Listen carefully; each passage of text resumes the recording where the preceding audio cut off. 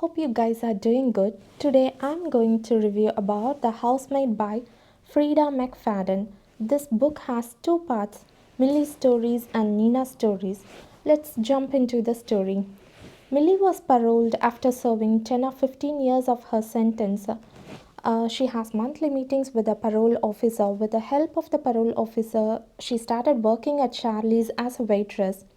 Later, she got fired from her job because of her actions, and eventually she got evicted from her house. Now she applied a live-in housekeeper job. She barely needs this job because she has been sleeping in the backseat of her car for almost a month. She is attractive enough not to get this job, so she follows a simple trick. She wears a bun behind the head, wears a tortoiseshell glasses, and wears a skirt and blouse to look professional but utterly unattractive.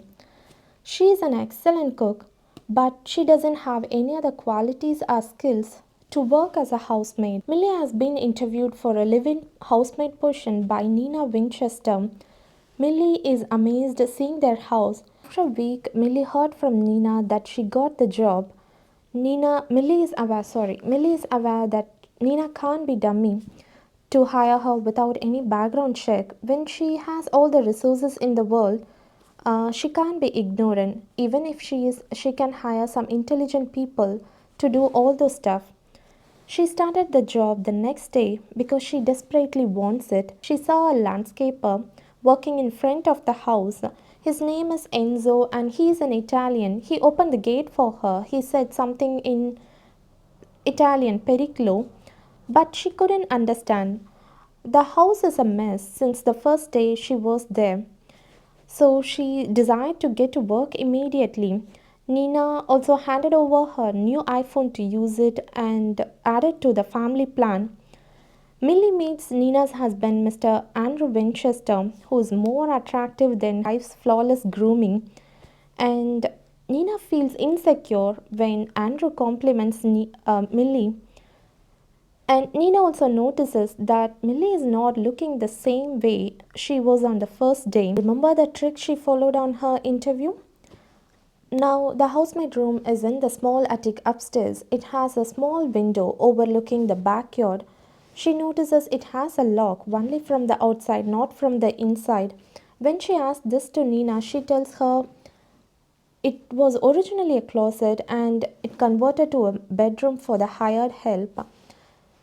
Millie realizes it could be a death trap having just a small window, so she requests a key. She also notices that the back door has some scratches. It is like someone had been held hostage and was begging to open the door. She remembers the word Enzo said and browsed on her new iPhone, and it meant danger. After this, she immediately gets to work, and when Cecilia is back from school, Millie offers peanut butter on the banana. Cecilia is allergic to peanut butter. Millie doesn't know it.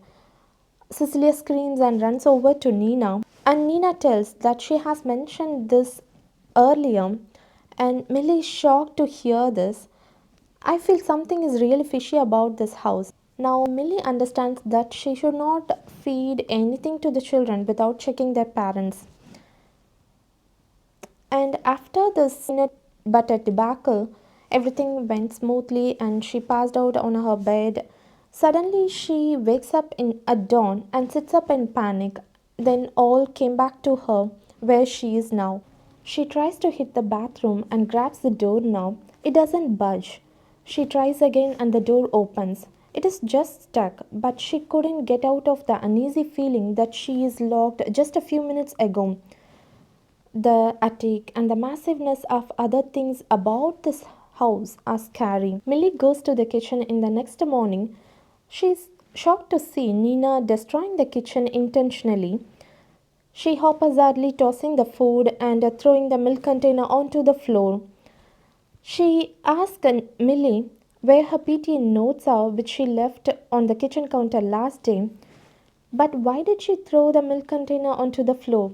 I started to think Nina is doing something bad she doesn't want Millie to know, so she wants Millie to be occupied in her work, cleaning, and running to the grocery store so she deliberately destroying her kitchen. Andrew says to Millie that Nina is the one who can easily be upset, so he asks Millie not to worry about this. Nina also gives her duties a few minutes ago without giving her much time to prepare. From other kids' mom, she got to know Nina is nuts. Once she was cleaning her bathroom, she couldn't resist her urge to look at her medicines cabinet. She found some antipsychotic medication. She also finds Nina spent 8 months in the psychiatric hospital. Since Nina is her savior, she doesn't want to hurt her. When Nina and Andrew finds out that she can't be pregnant, it worries them badly. They often have a fight. When Andrew is at home worrying about this, Millie comforts him and they have a moment. Since then, they avoided each other. Nina usually gives Millie duties with conflicting information, so Millie always feels on the edge when Nina is around. Nina asked her to book 2 tickets for the Broadway show and later she forgot. Now she is threatening that she is going to charge the tickets and hotel room charges. Andrew comes to her rescue and he says that he will take care of the refund. Andrew didn't get the refund. So when Nina is not around, Millie and Andrew go to the Broadway show and sleep in together at the hotel. What happens next is the story. Will Nina find out what is going between the two of them? Or why did she give an iPhone to Millie? Did Nina really do background check for Millie? There may be so many questions arising from your head.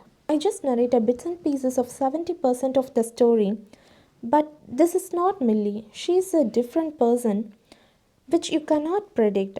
Similarly, Nina is also not this Nina. You must read to find out how the story will twist.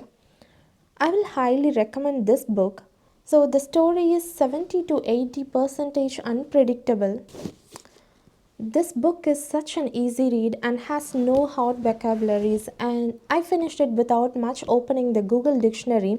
Again, this is a gripping plot, so beginners would definitely enjoy this book. I have a question for those who read. Did it annoy you reading the root of the problem at the funeral? I was like, what? I will see you all at the next book review. Until then, a lot of love and hugs.